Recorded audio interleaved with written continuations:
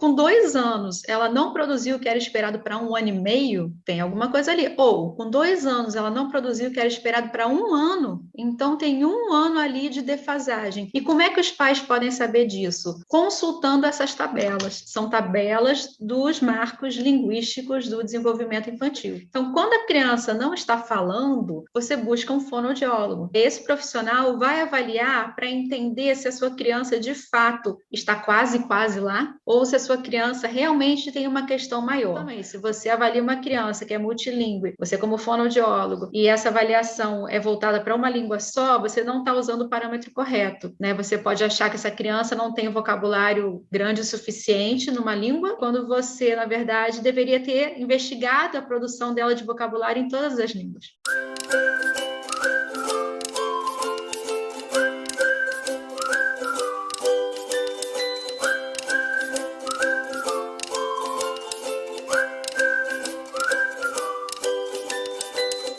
Meu filho tem 2 anos e ainda não fala. É normal? O atraso de fala é uma das coisas que muitas vezes tira o sono dos pais quando falamos de desenvolvimento infantil.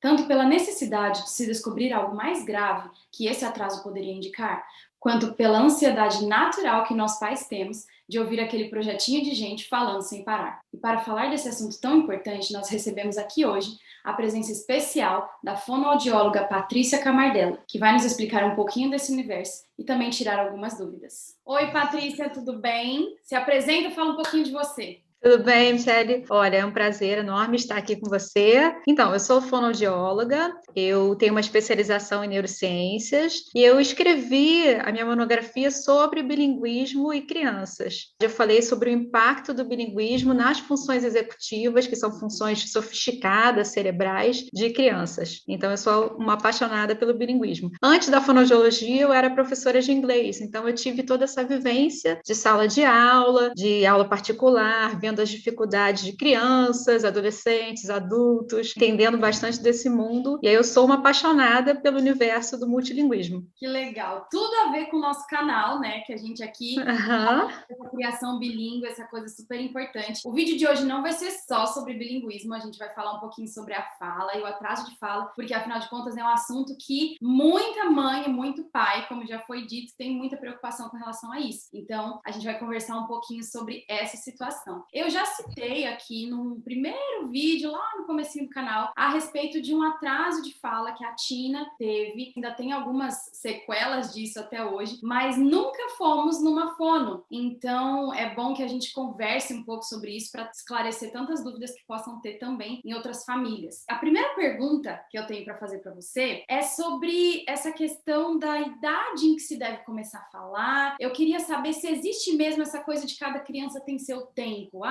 Fulaninho não fala ainda, mas o outro daqui a pouco tá falando mais tarde. Isso existe? Então, essa frase, ela é um pouquinho perigosa, porque, na verdade, existe um tempo médio para as coisas acontecerem no desenvolvimento da criança em geral. Então, por exemplo, existe um peso médio que é esperado para uma criança de 1 ano, o peso médio que é esperado para uma criança de 2 anos, a altura média, existem, né, aquelas faixas, aquelas curvas. Então, existem marcos, etapas que já são previstas pela ciência para cada grande momento, né, ou grande mudança de desenvolvimento. Então, por exemplo, se tem para o peso, para a altura, se tem também para as primeiras palavras, tem também para as primeiras pequenas frases. Então, existem sim, já previstas pela literatura, etapas. Então, essa média, né, ela é divulgada, a gente tem quadros que mostram. Então, o que é esperado para um bebê, tanto no que ele produz, que é a linguagem expressiva, quanto no que ele compreende, que é a linguagem receptiva. Então, existe o que é esperado, por exemplo, para 3 meses, 6 meses, 8 meses, 12 meses, 18 meses, 24 meses, 30 meses. Isso tudo já está, digamos, rastreado pela ciência, e isso já é esperado, e a gente entende que dentro daquele intervalo, aquela criança vai atingir aqueles marcos. É interessante que, em relação especificamente à linguagem, é o que a criança vai compreender ou expressar, muita gente desconhece esses marcos, mas eles até estão naquela cartilha que as mães recebem quando tem o bebê, e existe lá já o que é previsto para o desenvolvimento. Inclusive, quando as crianças fazem aquela triagem neonatal, aquele teste da orelhinha na maternidade, elas normalmente recebem, né, as mães,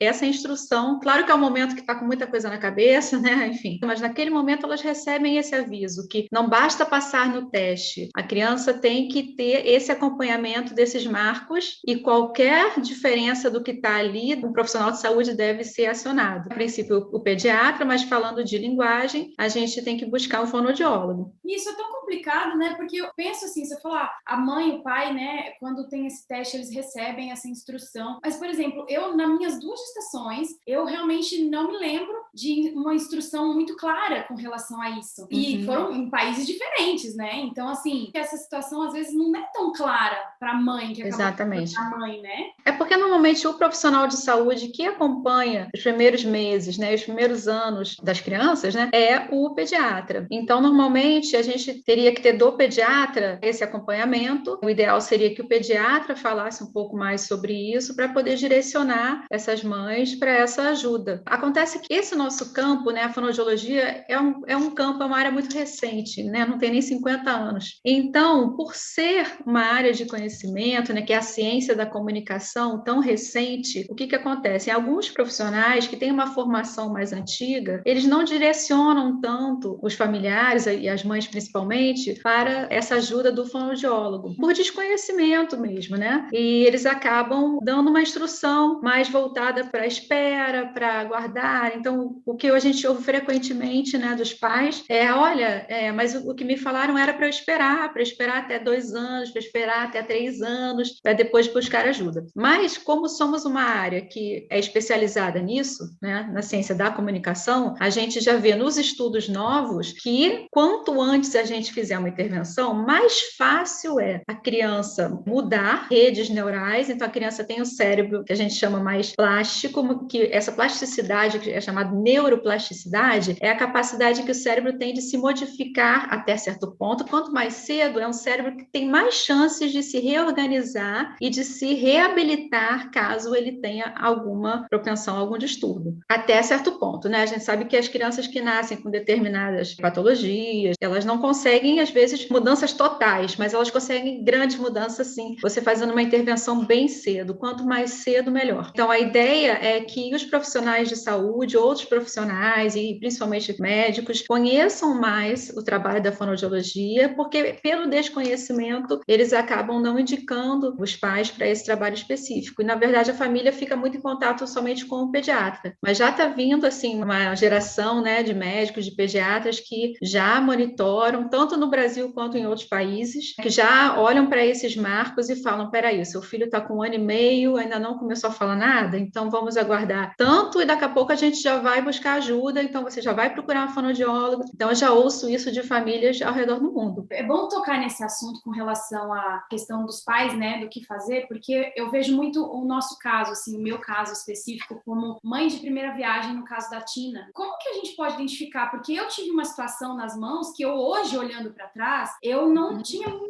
noção do que saber. Tanto que hoje eu sei, olhando para trás, que ela teve um atraso. Mas na época, para mim, era normal, né? Todo mundo falava, não, teve gente que falou mais tarde mesmo e teve gente que falou mais cedo. E aí, para mim, eu não sabia identificar. Como que a gente faz? Como que um pai e uma mãe de primeira viagem, e até mesmo os que não são de primeira viagem, mas que veem isso no segundo filho, alguma coisa assim, como que eles podem identificar isso? Normalmente, esse atraso, ele fica mais claro quando o casal tem o segundo filho, e aí o segundo filho, por acaso, não apresenta um atraso. Se apresentar também, o casal não vai perceber, mas se de repente eles vão olhar e falar assim, nossa, a minha filha de 2 anos já está falando mais do que o irmão, que tem 3 e pouco, tem alguma coisa errada. É a hora que o casal normalmente acorda, né? Que sente assim, como assim? O que aconteceu? Porque a referência do casal que tem o primeiro filho é que durante 3 anos o primeiro filho ainda é um bebê. Essa referência, né, eu vejo bastante, é bem comum. Então, por exemplo, casais que me procuram e a criança já está com 3 anos, e aí eles estão começando a achar estranho que a criança não fala as primeiras palavras, aos 3 anos, né? E o que acontece? O que deveria acontecer aos 3 anos? A criança já deveria estar falando tudo e aperfeiçoando frases, né? Aperfeiçoando os plurais, os pronomes, já num outro grau de desenvolvimento de sofisticação, não começando primeiras palavrinhas. Mas a sensação de quem está com o primeiro filho é de que aquele serzinho fofinho é um bebê, e assim, o que tem de errado ele não falar, né? Então, qual é o certo? Olha que interessante. Quando a criança faz 1 ano, ela já viveu 1 ano, certo? Do nascimento até 1 ano. Então, ela já tem 1 ano de vida. E isso confunde muito os pais. Então, uma criança de 1 ano e 10 meses, ela tem, na verdade, 1 ano inteiro vivido, de 0 a 1, mais quase outro ano vivido, quase 2 anos de vida. Então,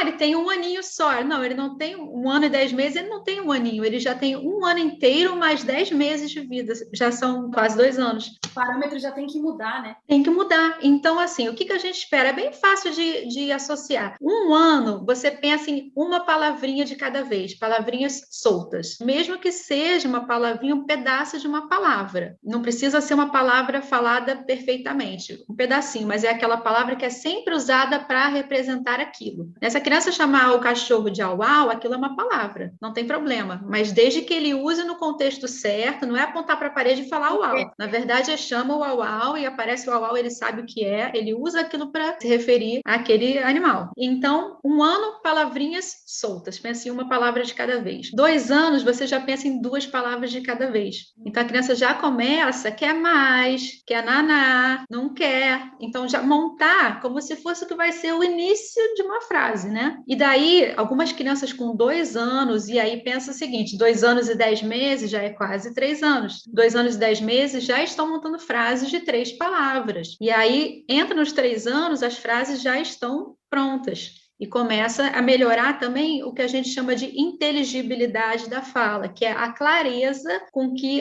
a fala aparece. A criança, ao final dos 3 anos, a gente espera que um estranho já consiga entender bastante do que ela fala. Isso também é uma coisa que acontece bastante, que aí é a questão da clareza com que ela produz os fonemas. Os pais ficam assim, poxa, mas ninguém entende o que o meu filho fala, mas é normal, né? Com 4 anos ninguém entender, não. Com 4 anos ninguém entender o que ele fala, não é normal. O normal é que com 4 anos a gente já tem uma boa clareza do que a criança fala, mesmo sendo um estranho. Não adianta ser a referência da mãe, porque a mãe entende. Né? Assim mesmo, é muito engraçado, porque eu vejo situações assim, como eu fiquei, né, esse tempo todo, até por causa da pandemia, fiquei esses 4 anos primeiros, né, da minha filha, fiquei com ela e com a mais nova também, muito mais tempo do que meu marido. É muito engraçado que tem coisa que eu entendo elas falando e ele ainda não entende. Ela fala alguma coisa, eu traduzo pra ele e ele fala, gente, ela não falou isso. Eu falei, falou sim.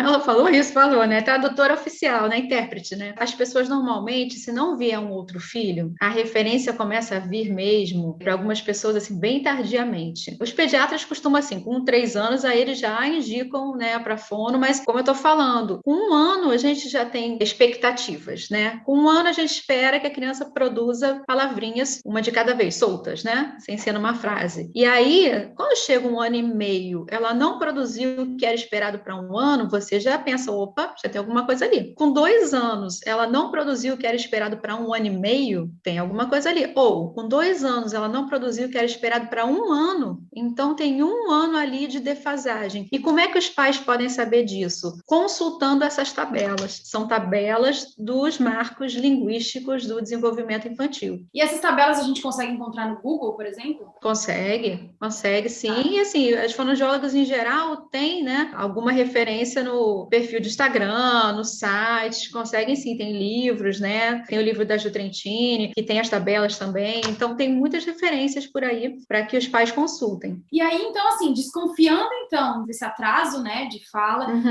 percebendo essas diferenças nesses marcos, nessas tabelas que a gente for analisar, o que é que a gente faz?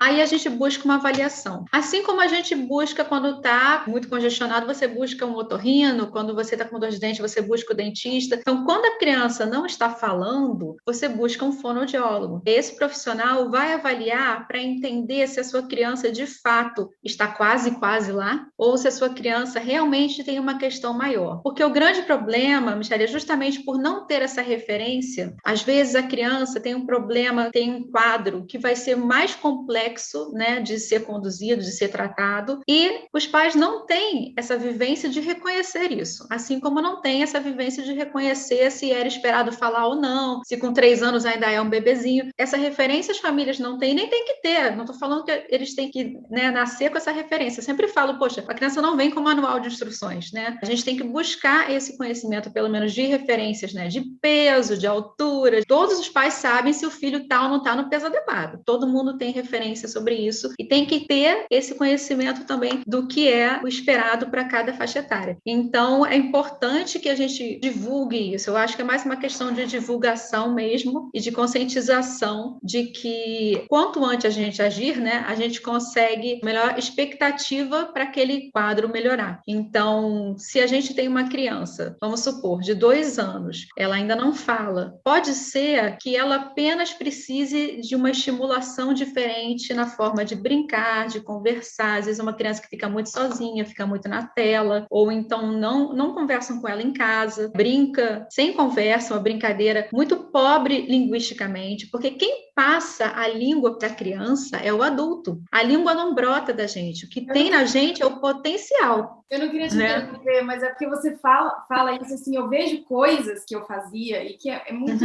característico, assim, eu sempre fui uma pessoa que falou demais, né, então eu nunca tive essa noção, talvez, de que eu tivesse problema para passar a linguagem para alguém, mas depois que eu tive minha primeira filha e que a gente passou por várias situações, né, quando a gente estava morando fora e tudo mais, eu comecei a me perceber como uma mãe que falava pouco com ela, né, eu interagia muito com ela, mas eu não conversava com ela, assim, do jeito que eu, por exemplo, conversaria com outras pessoas, com amigos e tudo mais. E hoje, olhando para trás, eu vejo muito isso. Então, assim, uma das coisas que eu acredito que tenha influenciado nesse atraso que ela teve era muito essa questão de pouca conversa. E aí, você falando isso me remeteu, né, a essa situação. Você tem alguma dica, por exemplo, para quando a mãe não consegue conversar mesmo com o bebê?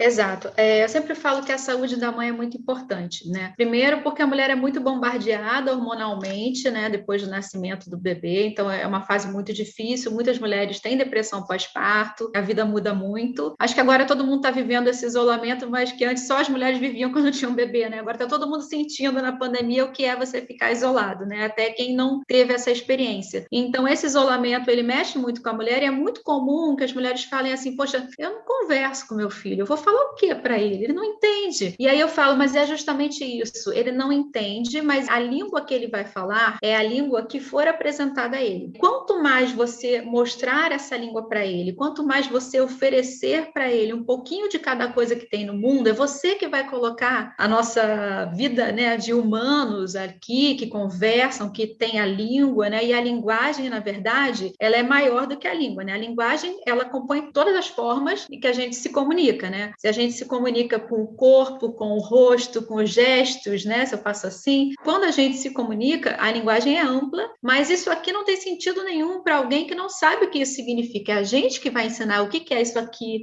o que é isso aqui, o que é você sorrir, o que é mandar beijo e o que é cada palavra, né? Então, cadeira não significa nada para você até que você entende que é aquele lugar, aquela peça onde a gente se senta. Então, a criança vai começar a nomear as coisas através da gente. As coisas não nascem, não brotam com nome na nossa cabeça quando a gente nasce. Isso é muito interessante. E a via auditiva é a maior via de percepção desse universo, né, e da língua, que é o nosso sistema, né, criado por aquela determinada sociedade para expressar o que ela quer nomear. E esse sistema linguístico, cada língua vai ter seus sons, cada língua vai ter a sua forma de estruturar frases, tudo isso quem passa é o adulto para a criança. Então, a dica é você narrar e você treinar, narrar. Eu gosto muito de falar assim, se você não leva jeito para fazer isso, né? Porque a gente pensa que é jeito, mas na verdade é prática. Começa lendo livrinhos para criança, e aí você lê em voz alta, você pratica aquilo, depois você começa a narrar as coisas, né? A mamãe vai trocar a fralda, deixa eu ver se essa barriguinha tá bonita, deixa eu sentir o cheirinho do pezinho, deixa eu ver, não sei o que, vamos lá, deixa eu ver a fralda, não sei o que, filho, nossa, você fez muito xixi, não sei o que, conversando como se fosse uma amiga com quem você está conversando. Nossa, mas peraí, deixa eu ver, vira aqui, vamos lá, vamos pro banho agora, bate a mãozinha na água. Então, você vai narrando, conversando naturalmente, você vai trabalhando essa habilidade. novidade, que ela vai ser algo novo. Você fala, nossa, eu vou conversar com alguém que não fala? Sim, porque ele só vai falar se você conversar com ele. E esse é o grande problema das telas, né? Porque as telas deixam a gente tipo Netflix, fica jogado em silêncio olhando. Né? Imagina para uma criança que ainda não fala, não é só que ela não fala, ela ainda não nomeia o mundo. Então ela não vai saber o que é copo, mesa, saudade, família, ela só vai entender o que é isso quando a gente nomear para ela. Então as coisas vão ganhar sentido para a criança na medida que a gente narra, que a gente nomeia. Então a brincadeira também tem que ser uma brincadeira com conversa, com narrativas, não só assim, filho, amarelo, amarelo, azul, azul, verde, verde. Não é assim, porque a criança, ninguém conversa. Imagina se eu falar com você, oi, verde, verde, amarelo, azul, vermelho. Não é assim que a gente conversa. A gente usa adjetivos,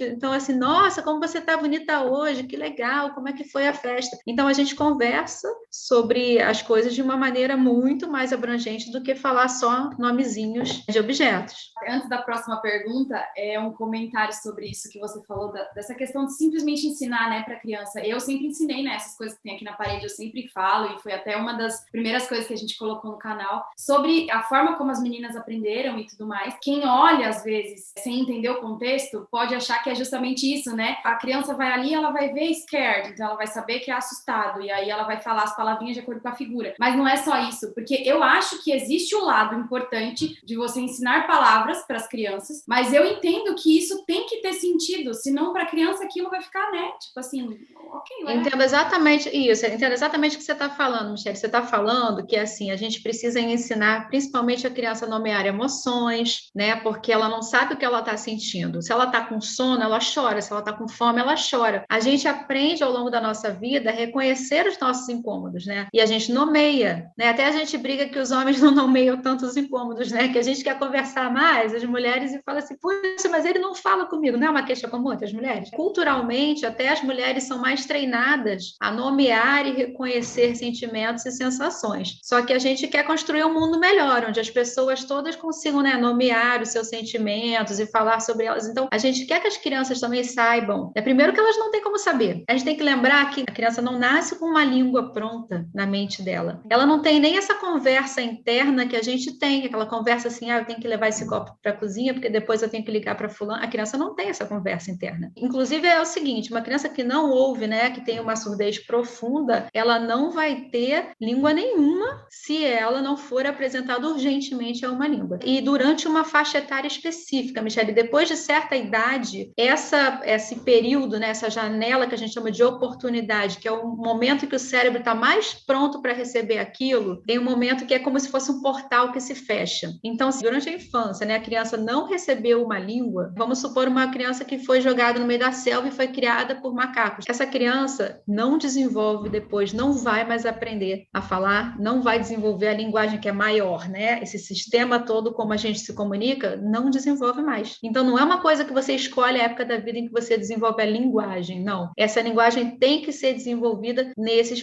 principalmente primeiros anos de vida. Depois o cérebro se fecha para aquilo e aí é como se fosse agora não tem como mais instalar esse programa, porque aquilo fechou. Aquela oportunidade, ela se vai. Então, essa criança precisa receber uma língua, seja qual for. E com essa língua, a linguagem que é muito maior, do simbólico, do gesto, do facial, né? Cada país vai ter a sua forma de expressar. Essa criança vai receber essas referências todas, corporais, como é que a gente sorri, como é que a gente reage. E depois, para ganhar outras línguas, aí fica muito mais fácil. Seja simultaneamente ou seja consecutivamente, aí fica muito mais fácil, mas precisa entrar alguma coisa. Se é uma criança que fica numa selva sendo criada por animais, ela não vai desenvolver isso depois, né? Aquele período, aquela oportunidade se fecha. E existe alguma relação entre algum trauma vivido pela criança para o atraso da linguagem, no caso, o atraso da fala especificamente? Então, isso é bem subjetivo, né? Porque o que acontece? Acaba que a gente vai vivendo pequenos traumas, né? Eu gosto muito da linha de estudo do Winnicott, que era um pediatra, pediatra que estudou muito a relação das mães com os bebês, e a gente sabe que, até certo ponto, né, o bebê começa a perceber o ambiente falhando, né, no sentido de o ambiente tem que falhar para ele se desenvolver. Ele não vai poder ficar no colo a vida inteira da mãe. Então, em algum momento, tem que falar, não, filhinho, você vai para o chão. Não, você vai sentar aqui. Então, esses pequenos traumas, eles vão acontecendo, né, as pessoas vão se constituindo de pequenas frustrações, né, que a mamãe vai ter que sair para trabalhar. Então, tudo isso vai acontecendo. Então, na verdade, isso não justifica. Tem algumas questões, por exemplo, mutismo seletivo, são questões ligadas à fala, por exemplo, que têm origem psicológica, né, seria psicogênica, que a gente chama. Mas, em geral, a gente não se baseia nisso. Em geral, a gente pensa mais em algum distúrbio linguístico. Entendi. Então, por exemplo, a situação que a gente viveu aqui em casa foi, a minha filha já não falava tanto, né, ela falava algumas palavras, a Tina, no caso, que é mais velha, ela falava algumas palavras, poucas palavras para a idade dela, hoje, olhando para trás, eu sei disso. Quando ela tinha 1 ano e 7 meses, a irmã nasceu. E ela parou de falar completamente, assim, as palavras que ela já falava, ela não falou mais durante 2 meses. Ela fazia sons, ela se comunicava através de outras linguagens, né? Mas ela não falava. E aí eu percebi que foi essa situação, foi na época que eu tirei a chupeta dela, porque eu percebi que ela usava a chupeta para tapar mais a boca. E aí eu falei, não dá. Então eu tirei a chupeta e um pouco depois que eu consegui realmente tirar a chupeta, ela foi voltando a falar e aí as coisas foram entrando nos eixos de novo. Grandes mudanças, elas impactam a produção linguística, mas isso não é esperado que dure para sempre. Pode interferir em determinado período. Por exemplo, agora, eu vou dar o exemplo, eu trabalho muito também com disfluência com gagueira, especificamente, né? Muita gente, a gagueira é psicológica? Não, a gagueira é multifatorial. Mas esse momento que a gente está vivendo de pandemia, em que está tendo muito estresse, a gente vê muito mais gente aparecendo, muito mais criança aparecendo. Por quê? Por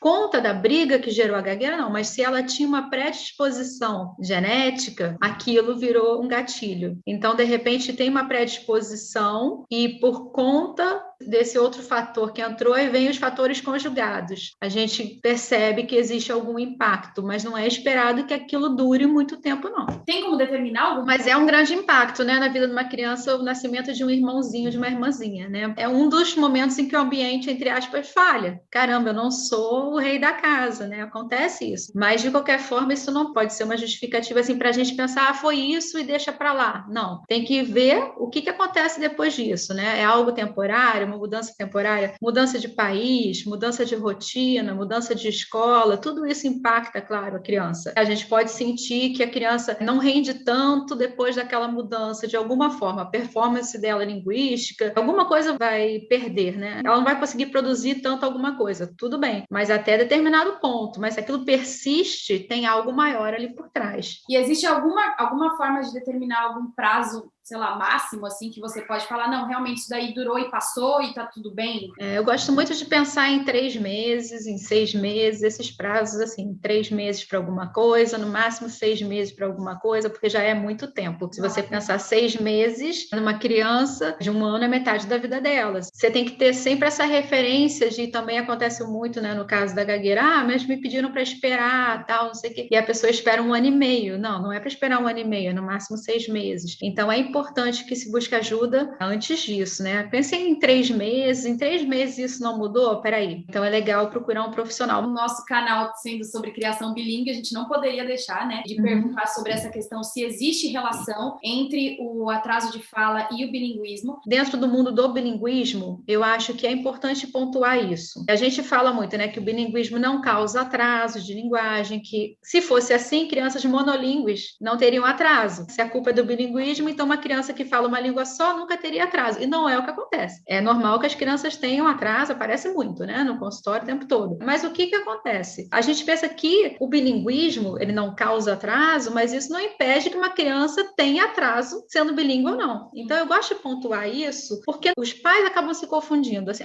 porque ele é bilíngue, mas não causa atraso. Aí pensa assim, bom, então o bilíngue não tem atraso. Então meu filho não tem atraso, porque ele é bilíngue. Não é isso. A questão é, O bilinguismo não causa atraso, mas pode ser que seu filho tenha atraso, independente dele ser bilíngue ou não. Então, você tem que buscar ajuda. E não é o pai que vai ter que diagnosticar isso. Quem vai diagnosticar é o profissional, é o fonoaudiólogo. Ah, mas será? Como é que eu faço para avaliar? Você não vai avaliar. Quem vai avaliar é o profissional. Como é que eu faço para avaliar se meu dente está precisando de canal ou tem obturação? Será que eu compro aquele espelho? Ninguém pensa isso. Então, eu acho que tem uma dificuldade, às vezes, que eu percebo que é muito, assim, comumente vista, né? Fala, gente, busquem o profissional. Eu acho que eu tenho uma resistência enorme das pessoas procurarem um fonoaudiólogo, assim, sendo bem sincera. É como se fosse assim, nossa, mas será que eu procuro? Parece, assim, que vai ser um profissional que vai agarrar no seu braço, vai te prender no consultório. Pelo contrário, às vezes a gente vê, analisa uma criança, né? Avalia aquela criança, faz encaminhamentos, né? Se a gente achar que é necessário, orienta a família e até fala assim, olha, essa criança não precisa de intervenção, ou essa criança precisa de intervenção indireta, eu vou instruindo a família e vocês vão trabalhando com a criança. Então, a gente tem várias formas, né? A criança não volta para casa, nem a família de mãos vazias, a gente vai sempre orientar, sempre ajudar a melhorar a qualidade da brincadeira, a melhorar o ambiente comunicativo, que esse é o grande lance, é você ensinar a família a melhorar o ambiente comunicativo e esse é o nosso papel. Tem duas coisas que você falou que eu acho bem interessantes. Poxa vida, o fonoaudiólogo, ele é um profissional que ele só trata de crianças que têm algum problema, que têm algum distúrbio, porque querendo ou não, a gente encontra realmente essa resistência. E às vezes a gente encontra em família, a gente encontra entre amigos de tipo assim, ah não, mas pra que você vai levar esse menino na fono? Ele é normal, ele tá tudo bem com ele. Porque a gente tem essa ideia de que o fonoaudiólogo vai tratar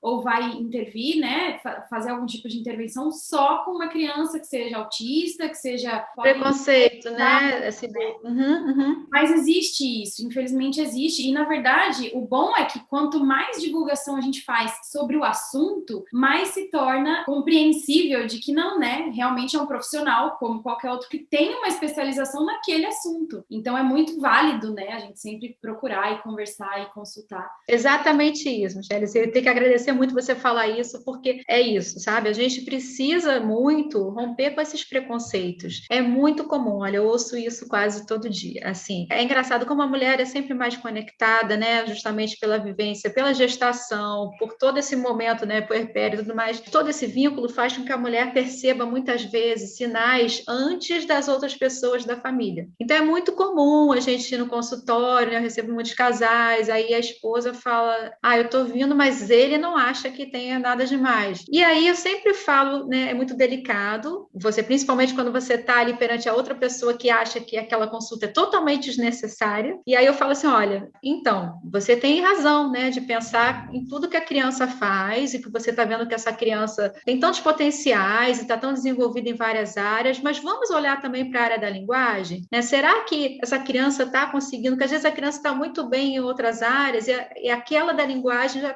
não compreende tão bem ou não fala. Então, a gente tem que olhar para isso tudo e falar assim, olha, a gente está aqui para ajudar, né? Para ver como é que eu vou buscar a melhor forma de fazer essa criança conseguir se comunicar com vocês e de melhorar esse ambiente linguístico. Porque o que acontece também, Michele? Quando a criança não desenvolve a fala, às vezes a família, a princípio, fala, poxa, mas tudo bem, ele fala um pouquinho mais tarde, mas aquilo começa a virar uma bola de neve. A criança começa a fazer mais birra, ficar mais nervosa, porque ela não consegue mais.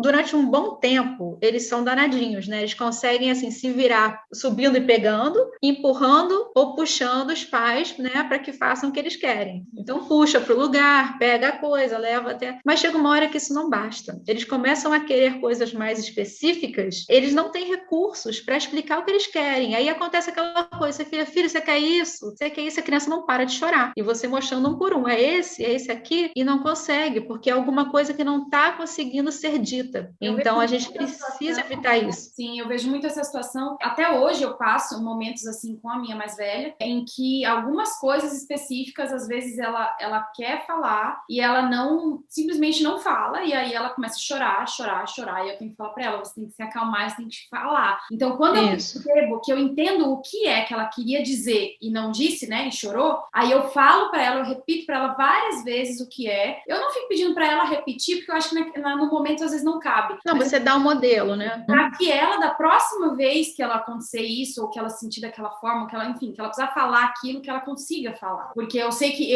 assim, conscientemente, eu sei que ela não tem mais idade para ter certos comportamentos em determinados momentos. Então, não é que uma criança de quase 5 anos não tem que mais fazer birra. Ela vai fazer birra, ela, né? Claro, vai fazer, claro, Mas exatamente. coisas específicas que não é motivo mais para ela fazer birra. Exato. Mas é isso, né? A gente na neurociência até chama o adulto de cérebro auxiliar, porque o cérebro da criança, ele está se organizando. Então, ele precisa de referências. A gente tem que passar para essa criança tudo que a gente construiu enquanto ser humano. Não é pouca coisa, é muita coisa. Como é que a gente anda, como é que a gente come, como é que a gente se relaciona, como a gente lida com os outros, como a gente demonstra afeto, como a gente sente, por que a gente chora. Então, é muita coisa para passar para uma criança, né? E a gente vê que é muito rápido também. Eles pegam assim e falam, nossa, com 5 anos, né, já entendem muita coisa. Mas a gente tem que passar muita coisa para ela. Então, é com afeto, é com a comunicação que a gente vai conseguindo organizar essa criança. E quando ela consegue organizar esse mundo ao redor dela, né, dentro da mente dela, ela consegue se relacionar melhor. Mas isso é uma construção, isso não nasce pronto. E tudo isso é permeado, se você prestar atenção, né, Michele? Tudo pela linguagem e pela língua que cada um vai falar, né? Então, essa língua precisa ser passada, né? Então, falando um pouquinho sobre a língua, vamos chegar ao tema do bilinguismo, né? A gente já falou um pouquinho sobre a questão da relação entre bilinguismo e atraso de fala, que não existe assim diretamente. Como é que a gente faz quando, por exemplo, existe essa criação bilíngue, mas ela não tem uma efetividade muito grande? Por exemplo, no nosso caso, quando a gente começou aqui em casa, eu não tinha completo domínio da linguagem que eu precisava passar para ela falada em inglês, mas eu tinha decidido criá-las em inglês. E aí ficou essa defasagem. Tinha coisas que eu não sabia falar, então eu não falava, e aí eu fiquei muda em alguns pontos. Assim, uma mãe e um pai que querem ter esse tipo de criação, eles não dominam completamente a língua. O que é possível fazer? Como é que precisa ser observada essa situação? Como eu estava falando, né? Tem o cérebro auxiliar ou tem o modelo linguístico que a gente vai oferecer para a criança, e a gente sugere que esse modelo linguístico seja enriquecido. Por quê? Porque a criança, ela não aprende só palavra por palavra. Vocês podem reparar que, de repente, dá uma explosão e ela sai falando um monte de coisa. O que acontece com ela? Ela aprende, muitas vezes, o parâmetro daquela língua. Então, é assim que eu monto uma pergunta. Então, é assim. Não é que isso seja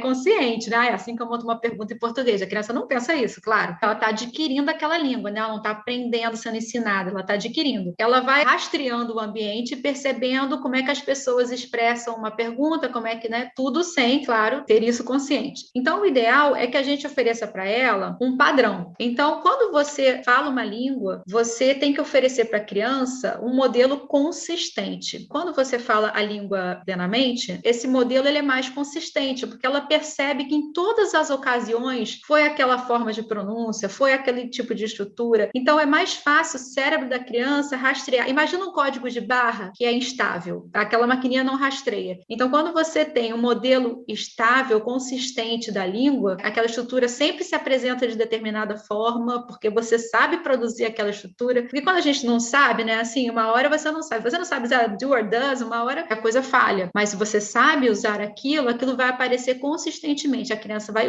puxar aquele padrão. Então, a gente recomenda que as crianças sejam expostas a um modelo linguístico enriquecido, o mais fiel possível dentro de uma língua. Ah, mas, poxa, eu quero criar meu filho bilíngue e eu ainda não tenho esse modelo tão enriquecido. Eu optaria por uma estratégia, por exemplo, time and place, que é aquela estratégia em que você usa a língua em algum momento do dia. Agora, isso tem a ver, Michelle, eu sempre falo, qual é o projeto da família? O projeto da família é que as crianças sejam bilíngues. É importante a família identificar isso e levar a sério qual é o projeto. Porque, assim, começa, para e abandona, aí vai perder tempo. Então, se você precisou parar, mas você sabe que você vai manter aquilo, você retoma e continua. Então, qual é o projeto? Aquele projeto é importante para a família? É prioridade? Esse lar vai ser um lar bilíngue ou multilíngue? Então, vamos levar isso a sério. Tem que ter consistência, você tem que apresentar aquilo de uma maneira semelhante, né, dia após dia. Persistência, porque cansa,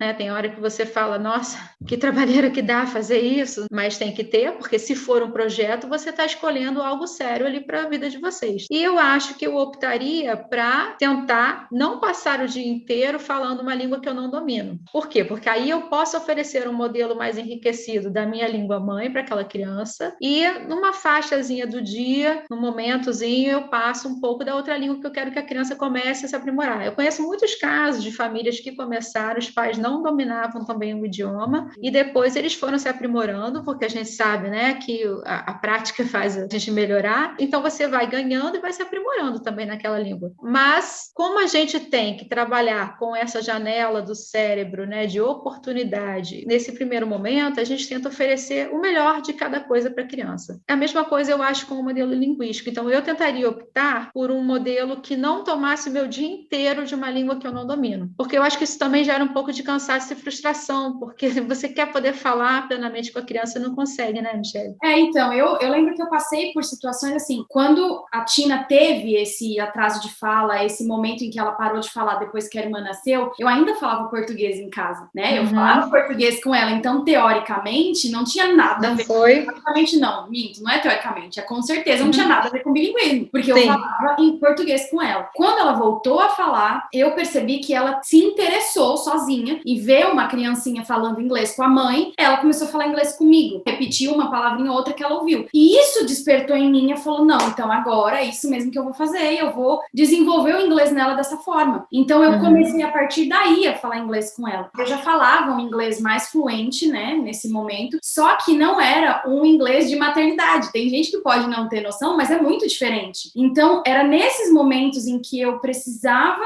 falar algumas coisas muito específicas da maternidade que a gente fala com o filho, que eu não tinha a mínima noção do que falar. Então eu acabei travando muito nessa época, e hoje em dia, né, eu vejo com a Nath, no momento em que ela realmente precisou adquirir tudo isso, eu já tava com o inglês muito mais desenvolvido, e aí ela não sofreu esse impacto que a Tina sofreu. Então são situações que marcam muito, mas é isso que você falou, a gente tem que estudar, a gente tem que correr atrás se a gente quer, porque eu decidi fazer isso no momento em que eu tinha o inglês que deu para começar, mas se eu não tivesse isso, eu teria que ter feito de uma forma diferente para poder me adequar. Exato, e é isso que eu falo, por isso que não tem uma resposta pronta, porque inclusive assim, por isso que os estudos do bilinguismo custaram tanto, né, a identificar os benefícios do bilinguismo, porque antigamente era muito difícil você rastrear. Quando você compara um bilíngue com outro, é muito subjetivo. Por isso, antigamente, os estudos falavam que o bilinguismo fazia mal às pessoas e tudo mais, por conta de avaliações que foram mal calibradas, digamos assim. Então, o que acontece? Quando você, agora olhando para trás, né, e pensa, poxa, naquela época eu ainda não dominava tanto, tal,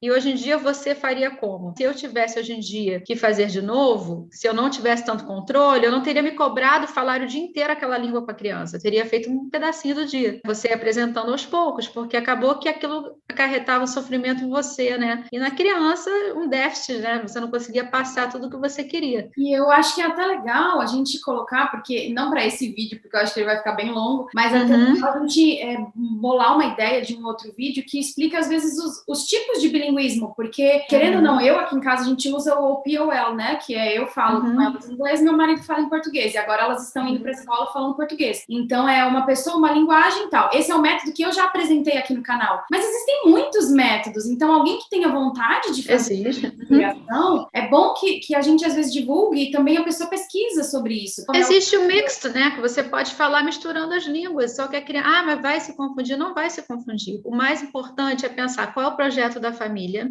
como que essa família consegue se adequar a esse desejo de ter um lar bilíngue ou multilíngue. Porque, assim, às vezes a pessoa fala, Patrícia, eu quero muito que meu filho seja bilíngue, e a partir dali, a gente olha para frente e conversa com essa família. Como é que é a disponibilidade de tempo de vocês? Então, será que você vai mandar eu parar de falar a outra língua? Eu sempre sou a favor de manter o bilinguismo, mas eu preciso entender qual é a disponibilidade de tempo daquela família. Então, às vezes eu estou com uma família que diz para mim assim, eu falo, qual o tempo que vocês têm para a criança? Olha, eu chego do trabalho às 7 e ele dorme às 9. Então, eu tenho 2 horas por dia com meu filho. E aí você fala assim, caramba, né? Se a pessoa tem 2 horas, é uma escolha complicada. Será que ali, em 2 horas, vale a pena ela ficar falando uma língua que ela não domina? Não vai ser igual. E será que não é a hora dela dar afeto para essa criança na língua mais plena para ela? Porque senão ela também não vai conseguir expressar tudo. Então, esse fator, quantidade de tempo que as famílias têm para a criança é muito muito importante, porque quando a família me diz assim, não, eu tenho o dia inteiro para ficar com meu filho, então eu sugeri a estratégia, né, ou de misturar as línguas um pouquinho, né, de usar um pouco também o inglês,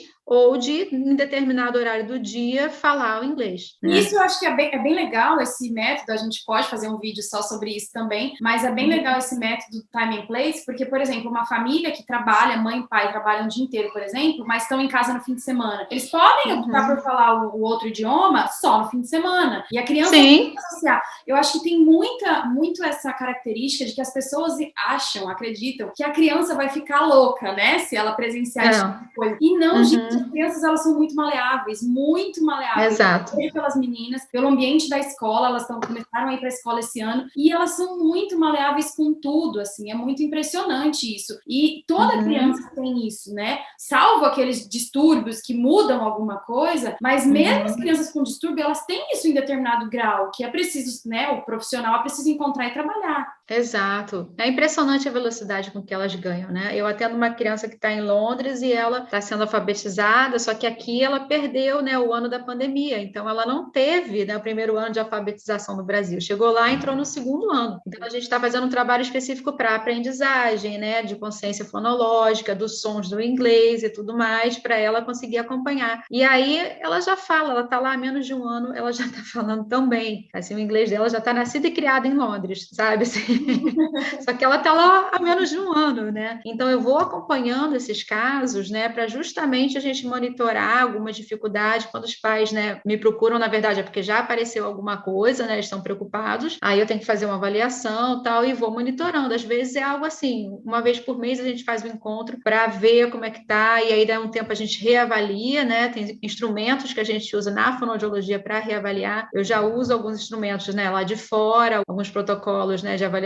que são já para crianças multilingües, porque a gente tem que tomar esse cuidado também. Se você avalia uma criança que é multilingüe, você como fonoaudiólogo, e essa avaliação é voltada para uma língua só, você não está usando o parâmetro correto, né? Você pode achar que essa criança não tem um vocabulário grande o suficiente numa língua, quando você, na verdade, deveria ter investigado a produção dela de vocabulário em todas as línguas, né? Somando tudo, você vai chegar no número de palavras que ela deveria ter, e às vezes ela não tem dificuldade nenhuma. Nossa, o nosso papo tá muito bom. Eu acho que esse vídeo vai ficar longo pra caramba. Então, com certeza, a gente vai marcar um outro encontro para Vamos sim. Conversar muito mais, porque esse assunto é um assunto muito importante, né? Tanto no desenvolvimento da criança, quanto nessa nossa jornada de mãe aí, que a gente precisa tanto estar atento a essas características. E na criança também, né? Porque, como você falou, a criança bilíngue, ela não tem justificativa simplesmente por ser bilíngue para não ter atraso de fala. Ela pode ter um atraso de fala por alguma propensão que ela tem, independente de ser bilíngue ou não. E não é por isso que eu não vou buscar ajuda, né? Então, eu acho que é super importante ter esse olhar, não ter medo de buscar ajuda, né? Não ter medo, às vezes, a pessoa, mas vai ser caro, mas vai ser isso. Calma, procura alguém. A gente tenta achar, né, um caminho para conseguir orientar essa família de modo que eles não fiquem sem suporte, né? A ideia é também, muitas vezes, oferecer suporte, né? Quando a gente é profissional de saúde, a gente não trabalha só em tratamento, tá? E reabilitação, a gente trabalha também em promoção de saúde. Então, o que eu estou fazendo aqui, falando com você, é promovendo saúde, né? Promovendo saúde da comunicação. Então, a gente, às vezes, você pode consultar um fonoaudiólogo só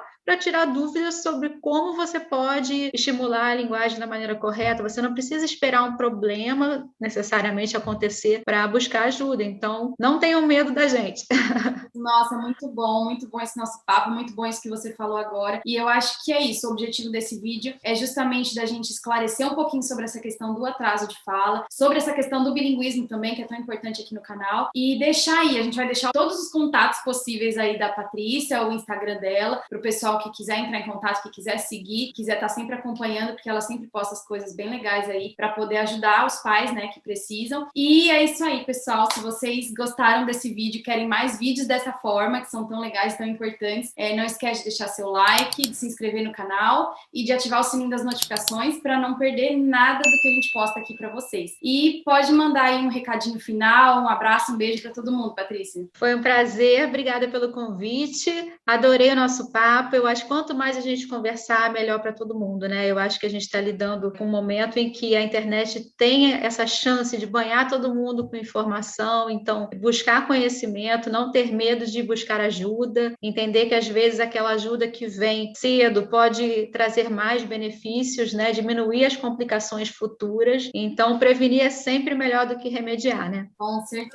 certeza, muito verdade. Muito obrigada. Estou à disposição. Até mais. Tchau, tchau.